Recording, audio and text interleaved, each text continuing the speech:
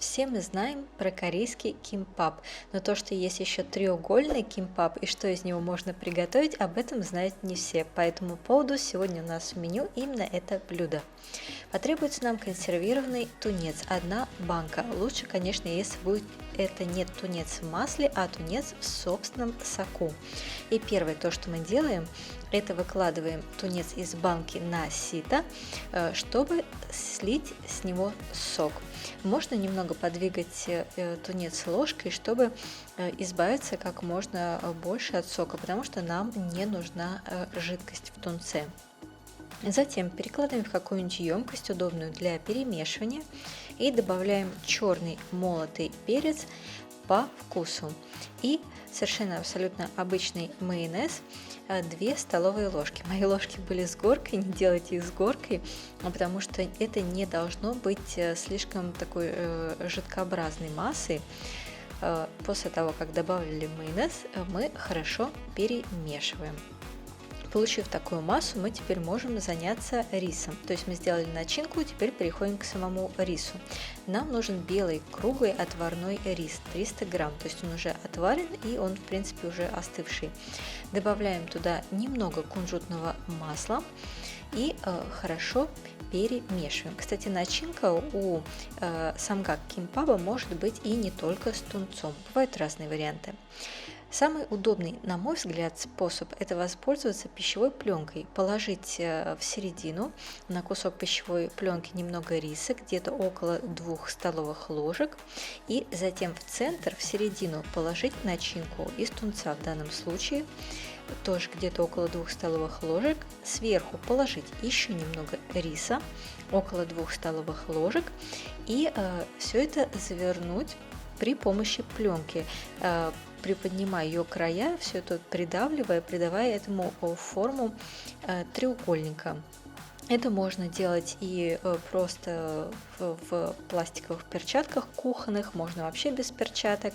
И даже в Корее и в азиатских странах продают специальные формы, чтобы делать вот такую красивую треугольную форму.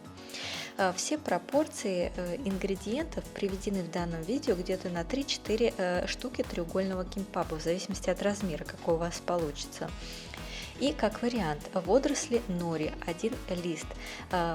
Я сейчас покажу, как можно завернуть вот этот треугольный кимпаб для ланч-боксов, что сейчас очень актуально, когда мы не можем свободно покупать всяческий фастфуд. Зато можем делать его сами. И для этого нам также потребуется фольга. Мы вырезаем кусок фольги по форме и размеру листа водорослей. Это обычные водоросли, нори для суши и для роллов. Теперь следующее, что мы делаем, это разрезаем лист водорослей напополам. То есть для одного треугольного кимпаба нам не нужен целый лист водорослей. Нам понадобится только половина для того, чтобы его обернуть.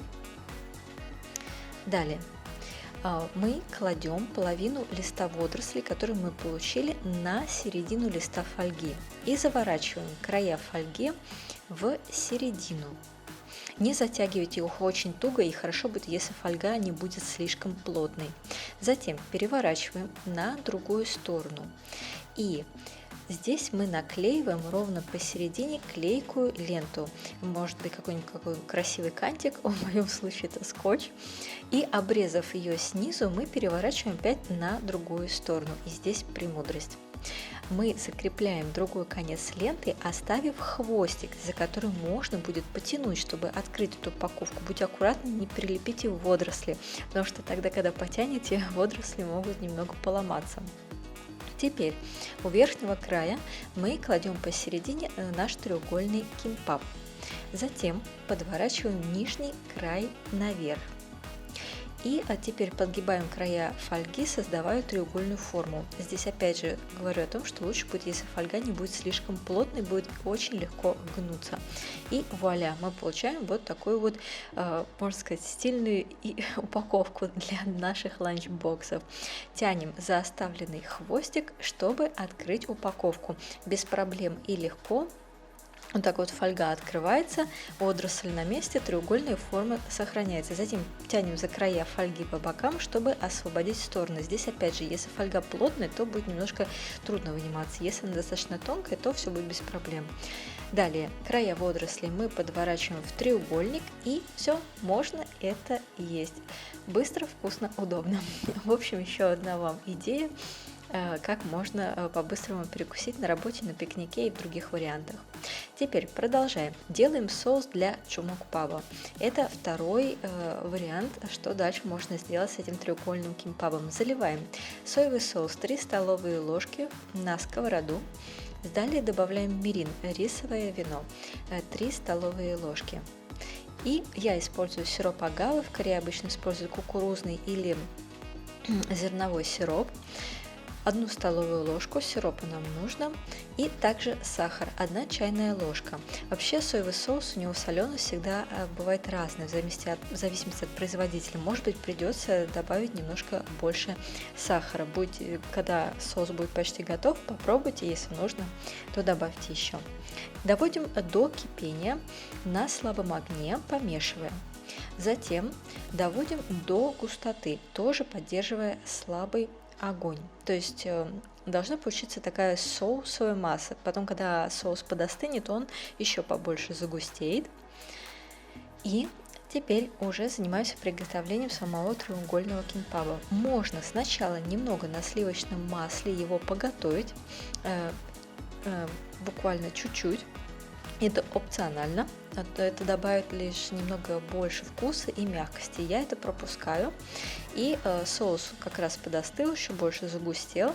Я наношу соус вот таким вот образом на одну из сторон треугольного кимпаба и готовлю его на слабом огне. Сначала с той стороны, на которую я в первую очередь нанесла соус, и когда я увижу, что нижняя сторона стала карамелизоваться, то тогда я наношу на другую сторону соус и переворачиваю и готовлю другую сторону. Напоминаю, что делаем мы это на слабом огне. И когда обе стороны закарамелизуются, то, собственно говоря, наше блюдо готово. Его можно есть прямо вот так вот сразу, или можно сделать какой-нибудь интересный топпинг. Топпинги бывают очень разные, бывает, что вообще без топпинга. Я использую мелко нарезанные те же самые водоросли нори, просто посыпаю сверху, и также кунжутные семена, как белые, так и черные кунжутные семена смотрятся очень красиво. И добавляет как бы и вкуса, и, собственно говоря, аромата. Это очень сытно, ароматно и сытно, и тоже вполне подойдет для ланч-боксов. Но, конечно, тогда уже нужно будет их уложить в коробочку, потому что в фольгу мы их уже так не сможем упаковать, как я показывала до этого способа. Надеюсь, вам было интересно. Лайкайте, подписывайтесь, оставляйте комментарии.